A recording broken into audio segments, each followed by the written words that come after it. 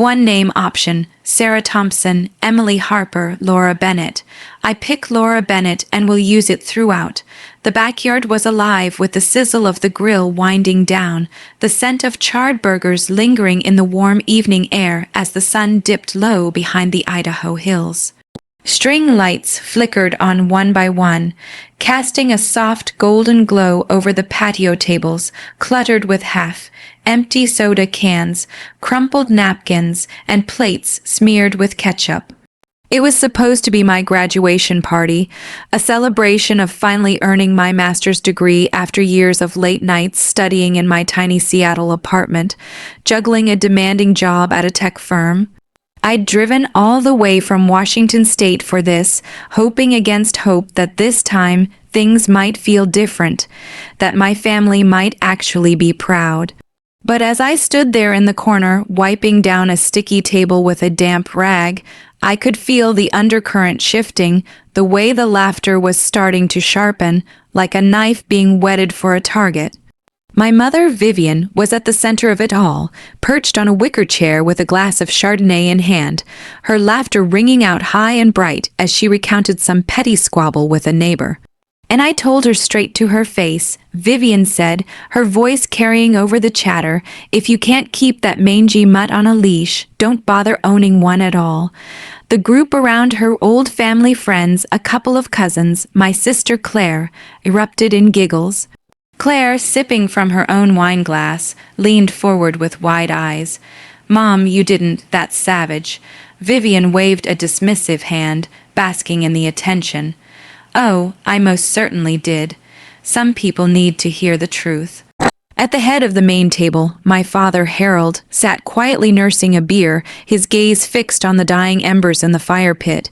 He was always like that, present in body but absent in everything else, a shadow that nodded along without ever stepping into the light. I busied myself stacking plastic cups, pretending not to notice how the conversation skirted around me, how no one had mentioned my degree once, not even a casual congrats. I'd bought the cake myself, a simple chocolate sheet with vanilla frosting and blue piping that read "Congrats, Laura." In neat cursive, it sat on a side table, untouched amid a puddle of melted ice from the cooler. That's when my nephew, little Ethan, bounded over, his 10-year-old face lit with that mischievous grin that always spelled trouble. He had Claire's sharp features, her dark curls, and an uncanny knack for echoing the adults around him. "Hey, Aunt Laura," he chirped, rocking on his heels. I forced a smile, kneeling a bit to his level. "Hey, buddy, want the first slice of cake? It's chocolate. Your favorite," he snorted, crossing his arms, "cakes for winners who actually matter." The words hit like a slap, but I kept my voice steady. "This is a party for me, Ethan. I just graduated." He glanced back at Claire, who was watching from the table, her lips curved in a subtle nod of encouragement. Emboldened, Ethan turned to me again, projecting his voice so the whole group could hear. "Mom says you only went back to school to show off, like you're smarter than everyone. That's why you hide in Seattle, thinking you're too good for us normal folks." A hush fell, broken only by the crackle of ice in a nearby glass. I looked at Claire, waiting for her to rein him in, to scold him for being rude, but she just sipped her wine, eyebrows raised in mock innocence, a faint smirk playing on her lips. Then Vivian let out that piercing laugh of hers, thin and cutting. "Oh, Ethan, honey, we don't say things like that out loud." But her words were permission, a green light. The table exploded in chuckles, deep belly laughs that rolled like thunder. My cheeks burned as the sound washed over me, each guffaw a fresh wound. These weren't new barbs, they'd been hurled at me my whole life, too ambitious, too serious, always trying to one-up everyone with my fancy achievements. "That's not true, Ethan," I said softly, my grip tightening on the cake knife. "Yes, it is," he insisted, stepping closer, eyes gleaming with the thrill of the spotlight. "Mom says you're jealous 'cause I'm the cute one and everyone's baby. You live alone in that rainy city 'cause no one wants you around." Claire finally spoke, her tone lazy. He's just a kid, Laura. Kids say what's real. We all think it. You act like your job and degree make you superior. Harold said nothing, just poked at the fire pit with a stick. The laughter swelled again, wilder now, as Ethan grabbed the edge of the folding table and shoved with all his might. Time slowed, the cake teetering, then sliding, airborne for a heartbeat before splatting onto the stone patio. Frosting exploded in white arcs, splattering my sandals, streaking up my capris. The blue candles rolled into the grass like fallen soldiers. "Eat it off the ground, Aunt Laura," Ethan crowed, and the table lost it completely. Vivian threw her head back, wiping tears of mirth. Claire covered her mouth, shoulders shaking. Even the neighbors joined in, people who'd watched me grow up, who'd seen me babysit Ethan for free, tutor Claire through her failed community college attempts. I stood frozen, knife heavy in my hand, frosting cooling on my skin. Vivian finally caught her breath, eyeing me with that bored amusement. "Lighten up, Laura. It's cake, not the end of the world." Ethan was just playing. The part of me that craved their approval, that had spent decades twisting myself into knots to earn a scrap of it, shattered then. Not with a bang, but a quiet snap. I set the knife down amid the mess, untied the frilly apron Vivian had forced on me. "You're the helper tonight," folded it neatly and walked away. Past the laughing faces, past Harold's silence, through the side gate to my car. "Where do you think you're going?" Vivian called, irritation lacing her voice. Claire added with sarcasm, "Party's over, folks." The grads storming out. Their echoes followed me down the driveway, but I didn't look back. The drive to Seattle was a blur of 8 hours through winding roads, from dusty plains to misty evergreens.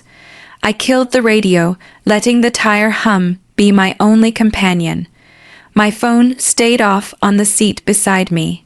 I knew what waited: excuses, mockery, maybe even fake concern. Replaying the scene in my head, the cake's wet thud, Ethan's grin, Vivian's cruel cackle, it all crystallized. I'd been the reliable one, the one who aced school without fanfare, landed a solid job in software project management at Ecotech Solutions, sent money home without complaint.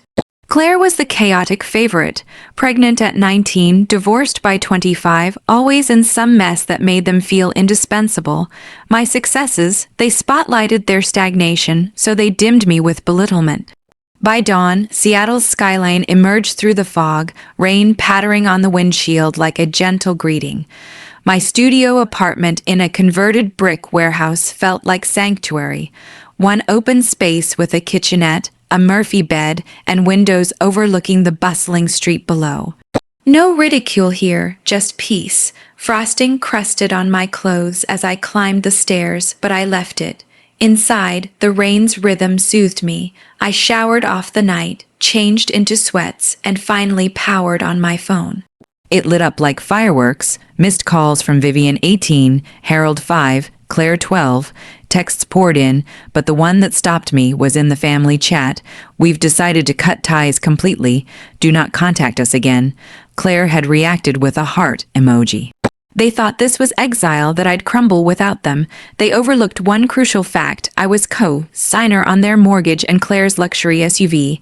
They weren't just kin, they were financially tethered to me. Steady-handed, I replied in the chat, removing myself from all loans effective tomorrow. Sent by midnight, chaos erupted. Group chat flooding, phone vibrating endlessly. They were waking up to reality. Before we continue, hit that like button, subscribe for more real life triumphs, and comment where you're tuning in from, city, country, anywhere. As twilight deepened the backyard shadows, the string lights twinkled like hesitant stars.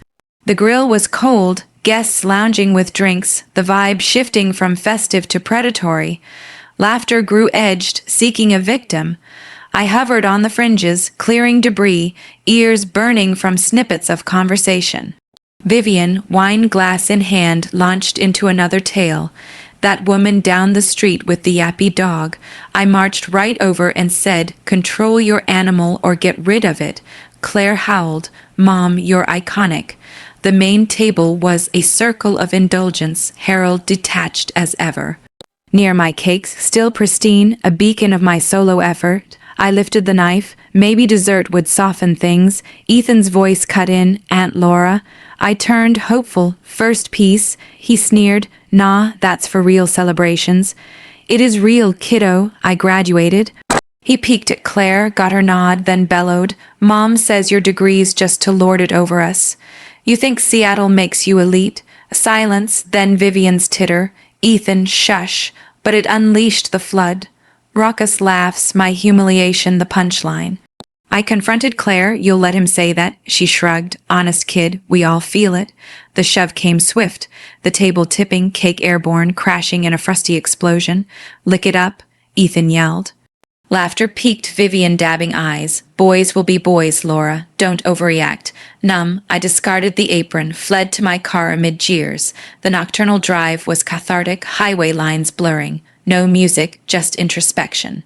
I'd funded their lives. Claire's teen motherhood, her ex's abandonment, their endless emergencies. My stability bored them, her turmoil bonded them, achievements, insults to their inertia. Seattle welcomed with rain, slick streets. In my haven, notifications assaulted, the cut, Ty's message, Claire's heart, no tears, just resolve, enough. At my desk, laptop open to Puget Sound wallpaper, anger clarified, spread, cheat time, monthly outflows $450 to parents' mortgage, $6, $180 to Claire's BMW X5. 3 years post their near foreclosure. Rachel, you're our rock with that tech salary. Just signed temporarily. I'd paid $16,200. 2 years for Claire's safe mom car. No payments from her. $16,320. Total $32,520. Their Florida vacay pics, my dollars, the party, my humiliation subsidy. It wasn't aid, it was control. Sever ties, fine, email drafted to all, removing coasts. Signatures from loans tomorrow, sent. Laptop shut with finality. Rain cleansed the window. I breathed free. Sleep came deep, unburdened. Morning light filtered gray. Phone, barrage of calls, texts. No apologies, just panic. What does this mean? You're destroying us. Do not disturb engaged. Shower scrubbed away remnants, dressed sharply. Blouse, slacks, blazer-like armor. Manila folder packed, pleading emails a dad's hours cut. Need $450 urgent, auto, drafts proofs, signed texts, just temporary, promise. To Pine Ridge Bank, where manager Tom Hargrove greeted warmly. He'd opened my first account upon moving. Explained all, party cruelty, cut, Ty's text, financial entrapment. He reviewed docs gravely. Family exploitation's common, sadly. This is misrepresentation. They induced your signature under false pretenses. Calls made, liability release filed, forms stamped. Thud, free, phone exploded en route home. Declined endlessly, texts, accusations of ruin, tea in hand voicemails played, Vivian screeching lies, Claire venomous jealousy, Harold pleading misunderstanding, deleted all, group chat reply, no longer funding those who mocked my smashed cake. Blocked numbers. Peace work at Ecotech, renewable apps, lunch with colleague Jennifer, septive, kind, you glow differently, boundaries, I shared vaguely, she offered movie nights, 3 days quiet, then pounding, fists on door. Vivian and Claire rain, soaked, furious via intercom, open up, you froze everything. Guilt surged, hand on knob, cake memory halted it, 911 called, family trespassing. Officer arrived, they left humiliated. Morning after, Jenna texted screenshot. Vivian's victim post, old photo, lies of my betrayal, jealous of sister, prayers begged, comments vilified me, resisted rebuttal, emailed team preemptively, family drama public, focus on work. Boss replied supportively. Post deleted days later, likely consequences biting. Bank letter confirmed release May 1st. Spreadsheet purged lines, $130 monthly to future. Pizza with Jenna mark. new traditions, months on, promotion for steady leadership. Hiked Cascades, raid voraciously, saved $15,000 plus. Year later, unknown text, sorry for it all. Deleted, forgiveness, internal release, door closed. To expand this tale naturally, let's delve deeper into those early Seattle days, when the silence felt both liberating and eerie, like stepping into a vast, empty auditorium after a lifetime of crowded stages. My apartment, with its exposed brick walls and the faint scent of coffee from the cafe below, became a canvas for reinvention. I started small, rearranging furniture, hanging string lights mimicking the ones from that fateful party, but now for my joy alone. Mornings, I'd brew strong coffee and journal on the window seat, rain streaking the glass like tears I no longer shed. What do I want? I'd write, listing dreams deferred, travel to Europe, perhaps a promotion to senior PM, volunteering at a local shelter. At Ecotech, the project on solar grid optimization consumed me. Team meetings in our glass-walled conference room overlooking the Sound. Jenna sketching UI mocks, Mark coding furiously. One day, presenting timelines, my voice steady despite inner echoes of bragging. Boss Elena pulled me aside. Laura, you're calm under pressure. Gold, clients rave. Validation for my core self, not sacrifices. Friends deepened bonds. Jenna's game nights, board games, laughter without barbs. Mark's hiking invites led to Mount Rainier trails. Crisp air filling lungs once choked by obligation. Families who shows up. He said once, post. Trail beers, I nodded, heart swelling, flashbacks haunted less. Recall a childhood scene, age 12, science fair win. Vivian, don't get cocky, Claire's dance recital was cuter. Or co-signing day, dealership gleam, Claire's excitement. You'll save us, sis. Mother, family first. I signed, leash cinched. Post-bank imagined their scramble, refinancing denials, SUV towed, no schadenfreude, just detachment, a new scene, grocery shopping, spotting luxury items I'd funded, smiled, chose organics for myself. Ethan's role lingered in therapy I started. Affordable via work EAP, he was their mouthpiece, a therapist noted. Processed guilt emerged lighter. Year 2, $20 euro zero saved. Trip to Italy, Rome's ruins, Tuscan wines. Solo empowering, postcards to Jenna/Mark, none home. Claire's text came amid this growth, ignored but prompted reflection, evening walk along Elliott Bay. Forgiveness, not reconciliation but release. Whispered to waves, I release you. Life bloomed. Promotion mentored juniors, adopted a rescue dog, Bella, for companionship.